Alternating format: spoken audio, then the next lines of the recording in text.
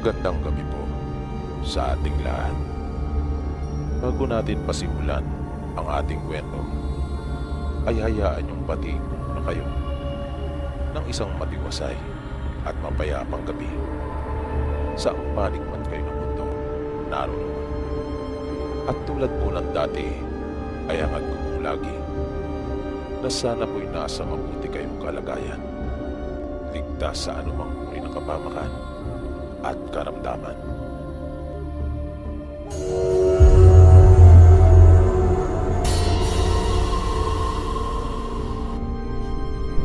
Araw noon ng Biyernes.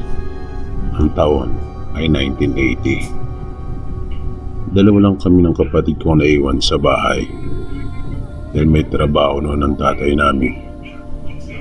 At ganun din naman si nanay. Nakatira kami noon sa squatters area. Pero ang lugar na kinatitirikan ng bahay namin ay walang kapitbahay. Lubang magkakalayo ang mga bahay noon sa aming lugar. Hindi katulad ngayon na halos wala nang madaanan ang mga tao. Mangilan-ngilan lamang noon ang mga bahay. Habang abala akong naghahanda ng aming pananghalian, ay naglalaro naman mag-isa ang aking kapatid doon sa may sala ng aming bahay. Nang magsasalang na ako ng sinaing, ay narinig naming magkapatid yung paborito naming tunog. Tunog yun ng turotot ng suki naming magbubuti. Usong-uso kasi noon na yung bote ay pinapalitan ng cheese curl. At mayroong kaming suki at iyon ay si Mang Andoy. Kung kaya, nagmamadali kaming pareho ng aking kapatid na hinagilap yung mga bote ng gin. Ito yung mga basyo na pinag-inuman ng tatay namin. Mahilig kasi itong uminom ng alak at ang paborito niya ay yung Hinebra. Nang nakuha na namin ng aking kapatid yung mga bote, ay nagmamadali na kami pareho lumabas ng aming bahay para papalitan ng mga iyon doon sa magbubuti. Paglabas namin ng bahay ay medyo nagulat kami ng aking kapatid pagkat wala naman doon si Mang Andoy. At ang naroon malapit sa aming bakuran ay isang matandang babae na nakakatakot ang kanyang itsura at ayos. Dahil doon, kung kaya natigilan kaming pareho ng aking kapatid. Masamang pagkakatitig sa amin noong matanda. Kaya nagatubili kami pareho na lumapit sa kanya. Maya-maya ay nagsalita ito at sinabing dalhin na raw namin sa kanya yung mga bote at kanya na itong papalitan. Hinanap namin sa kanya si Mang Andoy. Matipid ang naging tugon ng matandang babae at sinabing wala na ito. Kaya nagtaka naman kami ng aking kapatid kung ano ang ibig sabihin noong matandang babae. Dahan-dahan kaming lumapit sa kanya upang iabot yung mga bote. Na habang inaabot niya ang mga bote, ay tila ba may kakaiba talaga sa paraan ng kanyang pagkakatitig sa amin ng kapatid ko. Kaya hindi maiwasang makaramdam ako ng kaunting kaba. Lalo pa nga at nanlilisik talaga ang mga mata nito. Maya-maya ay may dumaan na isa ring taga roon sa amin. At nasundan pa iyon ng mga batang katulad namin na nais ring magpapalit ng bote sa chichirya. Doon lamang nahinto ang pagtitig na iyon ng masama nung matandang babae sa amin ng aking kapatid. Pagkakuha namin ng chichirya ay kaagad na kaming bumalik at pumasok sa aming bahay. Pagkaupo namin ng aking kapatid habang kinakain yung chichirya ay medyo nalungkot kami pareho dahil sa hindi namin nakita si Mang Andoy na siya naming suki. Maya-maya pa habang patuloy kaming kumakain ng chichirya na aming ipinalit dun sa matanda, nagsalita ang aking kapatid na tila ba hindi niya nagustuhan yung chichirya na aming kinakain. At sinabi niyang kakaiba daw ang lasa noon. Hindi katulad ng ipinapalit sa amin ni Mang Andoy. Nagtaka ako kung bakit ganon ang kanyang nasabi, kung kaya sinubukan kong kumain mula dun sa kanya. At napansin ko nga na tila ba kakaiba ang lasa noon. Kaya kinuha ko ang chichirya mula sa kanyang kamay at akin na lamang itinapon niyon. Ibinigay ko sa kanya ang aking bahagi at siya naman niyang kinain. Matapos namin makapananghalian noong araw na yon, ay naidlip ako habang patuloy na naglaro naman ang aking kapatid. Nang mga bandang hapon ay nagising na lamang ako dahil sa mga ingay na tila ba nagkakagulo. Maya-maya pumasok sa aming silid ang aking kapatid at sinabi niyang nandyan daw ang isang taga roon sa amin na si Aling Minda at ito daw ay galit na galit. Nakagat daw ang kanyang anak ng alaga naming aso, kung kaya bigla itong napasugod. Kahit natatakot ay aking nilabas si Aling Minda.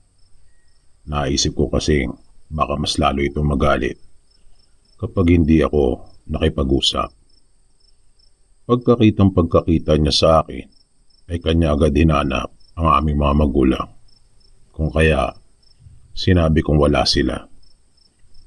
Inireklamo niya sa akin yung ginawa ng aming alagang aso sa kanyang anak.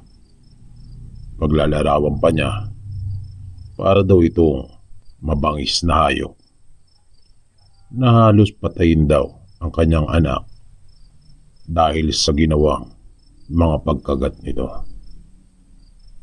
At kanila na daw sinugod sa ospital ang kanyang anak dahil hindi lamang isa ang tinamo nito. Wala naman na akong may kakatwiran pa kay Aling Minda, kung kaya naisip kong manahimik na lamang at nangako akong sasabihin kaagad kanila nanay pagdating nila. Umalis naman na sila matapos kong ipangako na ipagbibigay alam sa aming magulang ang mga nangyari. Magagabi na nang dumating ang aming mga magulang na halos magkasunod lang. At tulad ng aking ipinangako kay Aling Minda, ay kaagad kong sinabi kanila nanay at tatay kung anong ginawa ng aming alagang aso. At nagulat sila kapwa, pagkat mabait talaga yung alaga namin, kung kaya hindi namin alam kung anong nangyari, kung bakit ganon ang nagawa nito sa anak ni Aling Minda. Lumabas ng bahay si tatay upang hanapin yung aming alaga, ngunit hindi niya ito matagpuan. Naisip pa nga niya na baka lumayas na ito. Maya-maya, nang naghahanda na kami para kumain ng hapunan at inilalabas na ni nanay yung binili niyang ulam, ay dumaing ang aking kapatid at sinabing sumasakit daw ang kanyang tiyan. Hinawakan ito ni nanay para alalayan papasok ng silid. Pero laking gulat niya nang maramdaman niya ang matinding init ng katawan nito. Kaya mabilis akong inutusan ni nanay na magpainit ng tubig upang mapunasan ang aking bunsong kapatid. Habang nasa kusina at magpapainit na ako ng tubig, ay naririnig ko ang patuloy na pagdaing ng aking bunsong kapatid. Inirereklamo na rin ito magyang kanyang ulo at siya daw ay nahihilo. Na nang akin siyang silipin ay nakita kong namimilipit na ito dahil sa kanyang nararamdaman. Kung kaya, mas pinagmadali pa ako ni nanay na halos ibuhos ko na ang lahat na laman na gas ng aming gasera para mabilis na lumiyab yung mga panggatong. Makaran ng ilang sandali ay hindi ko na naririnig pa ang pagdaing ng aking kapatid. Kung kaya napasilip akong muli doon sa silid upang alamin kung ano na ang nangyayari. Pero laking gulat ko nang makita kong dalawa na sila ni tatay ang pumipigil dito at kanilang tinatakpan ang bibig nito. Nakita kong nagwawala ang aking bunsong kapatid at para bang wala na ito sa kanyang sarili. Kapansin-pansin din ang matinding pamumula ng kanyang mga mata. At bakit tila humaba ang mga ngipin nito at matindi ang kanyang paglalaway. Panay ang pagwawala nito na halos ibuwal niya sila nanay at tatay dahil sa taglay niyang lakas. Nang makita ko iyon, ay dagli akong pumasok ng silid at tumulong na rin sa kanila upang pigilan yung aking kapatid. Umiiyak na noon ang nanay namin dahil sa tindi ng takot at pag-aalala. Sa takot ng tatay ko na baka tuluyan na itong makakawala, ay iminungkahi niyang igapos na namin ito. Kung kaya, pinutusan niya akong maghilap ng anumang maaari naming ipantali sa kanya. Nang makahanap ako, ay wala na kaming sinayang pa na sandali. Itinali namin siya doon sa aming higaan at inutusan niya akong puntahan ang manggagamot sa aming lugar para suriin ang bunso kong kapatid. Nang papalabas na ako ng bahay, ay laking gulat ko naman nang makita kong nasa bakuran yung matanda na nagpalit ng chichirya sa mga basyo ng bote. Kaya napatras ako dahil na rin sa takot at matinding pagtataka. Pumasok akong muli ng bahay at dumiretso dun sa silid kung saan naroon ang aming mga magulang. Sinabi ko sa tatay ko na nandyan yung babae na nagpalit ng bote sa amin ni Bunso. Nagtaka naman ito at napatanong kung sinong babae. Sinabi kong yung matandang babae na magbubuti. Naguluhan silang pareho dahil hindi nila maintindihan kung ano yung sinasabi ko. Pagkat ang alam daw nila ay si Mang Andoy ang magbubuting nagpapalit ng chichirya sa mga basyo ng bote. Papaliwanag ko pa sana pero muli akong inutusan ni tatay na puntahan na yung manggagamot. Galit na ito at nagtaas na ng boses. Kung kaya wala naman na akong nagawa pa kundi ang sumunod. Lumabas akong muli ng bahay at wala na roon yung babae. Pero laking gulat ko nang makita kong naroon ay yung alaga naming aso. Maya-maya ay may nakita akong papalapit at muli kong nakita yung babae na nakasuot ng itim at tila ba nanlilisik ang kanyang mga mata na mayroong matinding galit na nararamdaman sa akin. Umaangil ito na para bang gusto niya akong sugurin. Dahil sa matinding takot ay muli akong napatras at nagmamadaling pumasok ng bahay. Sinabi ko kay tatay na nariyan yung matandang babae at gusto akong sugurin. Nung puntong iyon ay tila nagkaroon na ng hinala ang tatay namin na maaaring ito ang dahilan ng pagkakasakit ng bunso kong kapatid. Kung kaya, inutusan niya ang nanay ko na huwag iwan si bunso at nagmamadaling pumunta ng kusina si tatay upang hagilapin naman ang kanyang itak. Nang papalabas na si tatay ng bahay, ay kaagad akong sumunod sa kanya.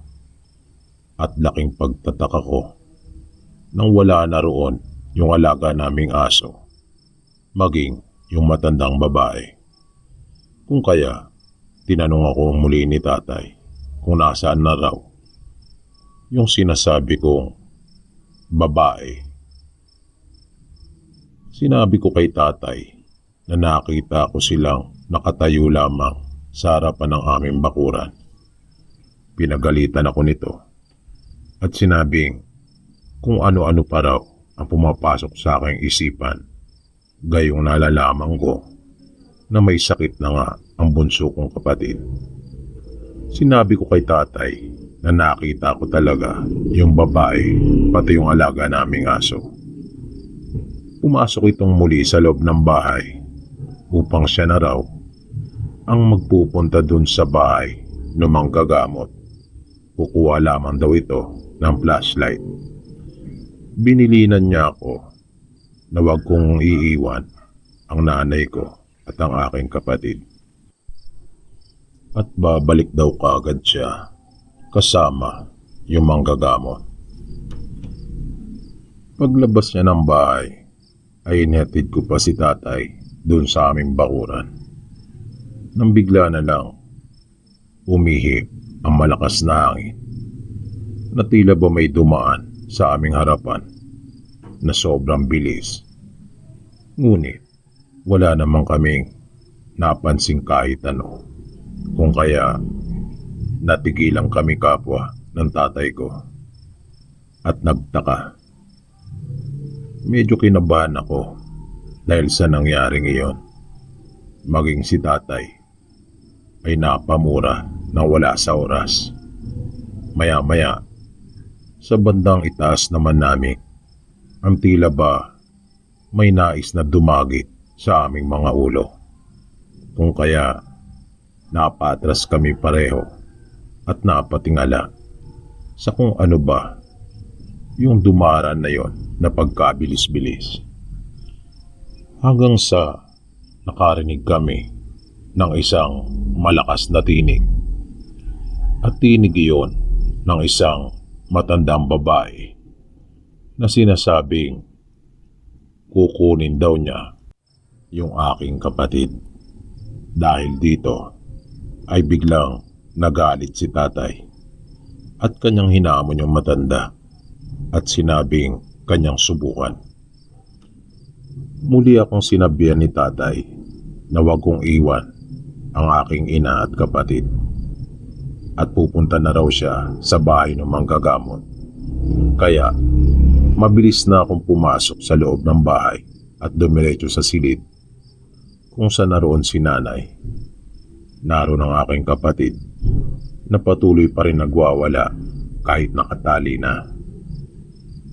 Lumipas ang ilan pang minuto hanggang sa maramdaman namin na tila ba may tumatakbo sa palibot ng bahay na hindi lamang iisa na pakiramdam namin ay napakaraming hayop na lumilika pa nga ng mga nakakakilabot na tunog.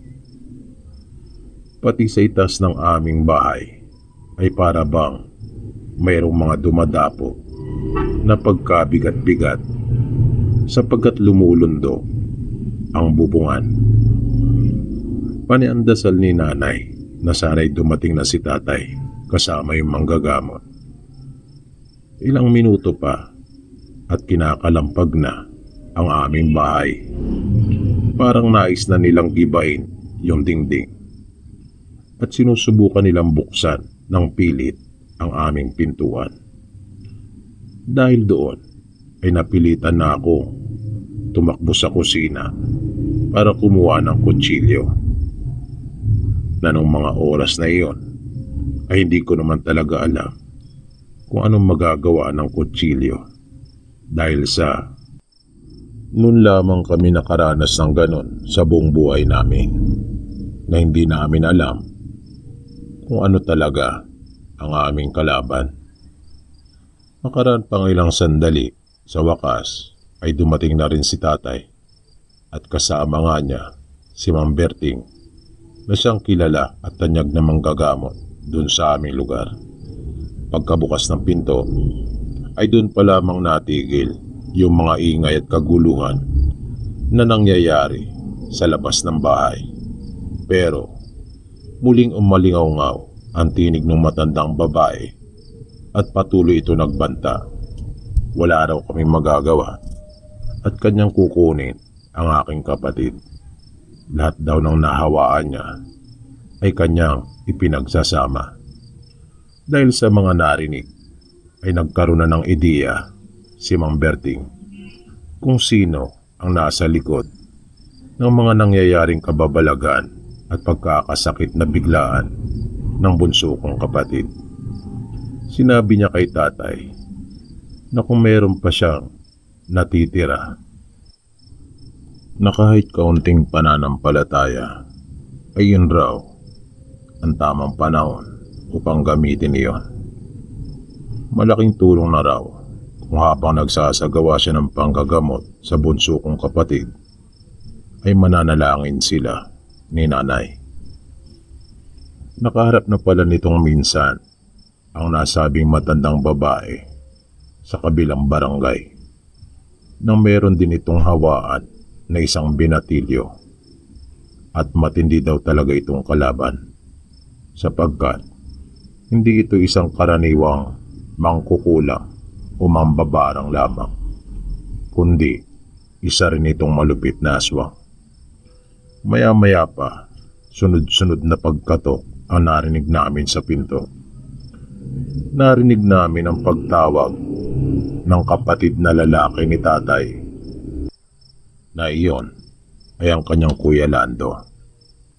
Ngunit nang tatakbuhin ko na ang pinto upang ito ay pagbuksan, ay pinigilan ako ni Mang Berting at sinabi niyang wag na wag ko raw bubuksan ang pinto na kanya nang isinara sa pamamagitan ng isang orasyon. At hindi raw iyon yung taong inaakala namin na nasa labas, pagkat magaling daw talagang manlinlang ang matandang babae na gumagamit ito ng iba't ibang paraan para lamang makapasok. Yun daw kasi ang nag-iisang solusyon, ang ito'y pagbuksan ng mismong may bahay. Maliban doon ay hindi na ito makakapasok pa.